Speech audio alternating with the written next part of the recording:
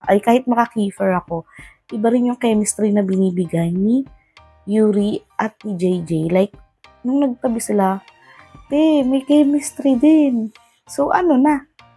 Paano na? Ayoko mahati yung puso ko. Loyal ako kay Kiefer, pero iba rin ang atake. Iba rin ang atake ni Yuri, ha.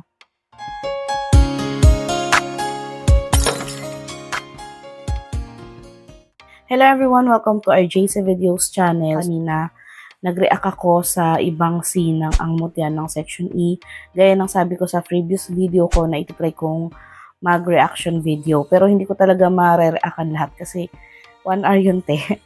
So, sabi ko nga, yung mic ko kasi nalobat and sinulat ko na lang dito sa notes, yung mga gusto kong sabihin. So, simulan natin dito sa yung expression ni CN nung narinig niya yung pagbabanggit ng kaaway kay JJ. Di ba?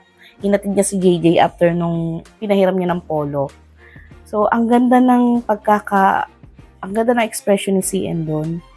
Yung nakangiti siya and then suddenly, alam mo yung may concern talaga, alam mo yung may tama talaga sa kanya kapag kausapang si JJ na. So, ang ganda ng pagkaka-act dito ni CN. Next natin yung ay, ano ba yan? Eto na naman tayo. So, ito yung part na nilapitan ni Kiefer si JJ. Grabe, ang seductive. Yan ang sinulat ko dito. Ang seductive ng pagkakasabi ng game na. Nadulo tuloy si JJ. Ano? Game na? Yung titigan niyang ganon, did he just use triangle method kay JJ? Like, oh my God. Sobrang kinikilig talaga ako kay Andres. Ano ba, guys? Ang ganda ng bitaw niya doon, no? Sobrang nahook talaga ako ngayon kay Andres. So, ayan. Ito, meron pa dito. Kanina, may dikit moment yung Jerry. Uy, kahit na maka-Andres ako, ay kahit maka-Kiefer ako, iba rin yung chemistry na binibigay ni Yuri at ni JJ. Like, nung nagtabi sila, may chemistry din. So, ano na? Paano na? Ayoko mahati yung puso ko. Loyal ako kay Kiefer, pero iba rin ang atake. Iba rin ang atake ni Yuri, ha. So, ayan. Ito, si Andre or si Aris. Grabe, gusto ko talaga yung character niya dito. Masungit, ginaji, pero ramdam mo yung concern ng mga mata niya. Nangungusap, dalang-dala ang role ni Andre.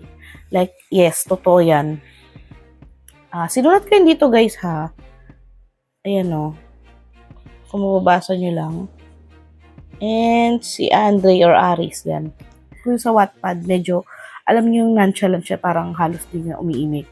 Pero dito sa adaptation, ibang atake yung binigay dito ni Andre. So, parang ginadji siya kay JJ. Pero, nung time na ano si JJ, nung nabato siya ng bola, iba ang atake. Alam mo yung mata niya nangungusap na, JJ, come, tignan mo mata ko, look at me.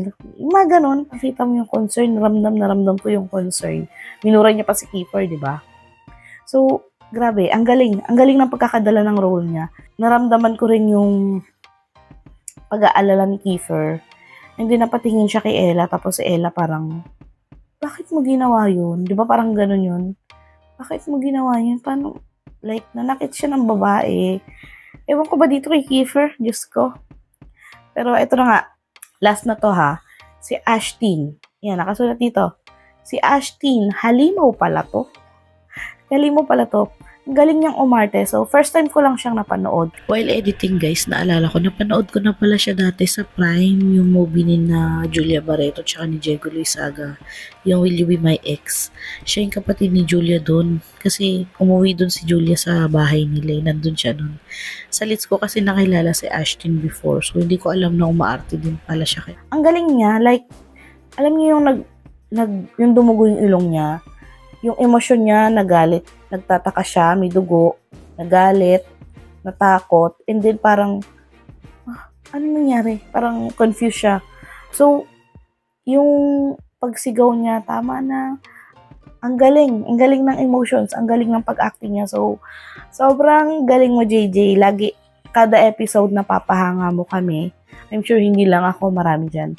So, sobrang galing ni Ashton, guys. Sana, kahit hindi pa tapos tong ang medya ng Section E, magkaroon pa siya ng maraming project kasi ang galing niya.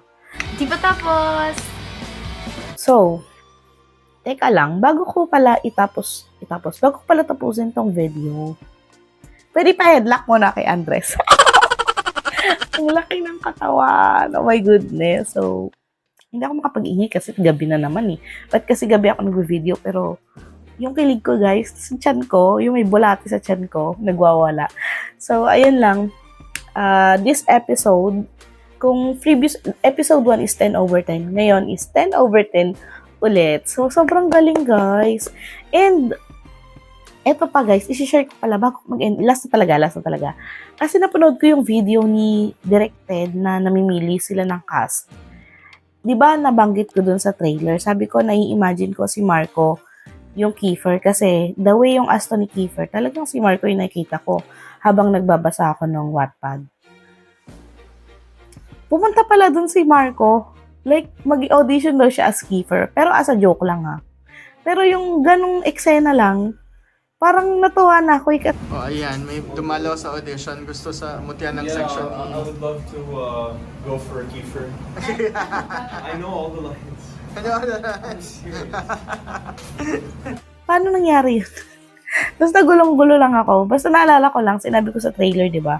Nung reaction video ko sa trailer na na-imagine ko si Marco. And sabi niya, kabisado niya yung mga lines ni Kiefer. So, yun lang guys. Thank you for watching another 10-10 episode sa Ang Mutya ng Section E. So, kung meron kayong thoughts or questions, let me know in the comment section.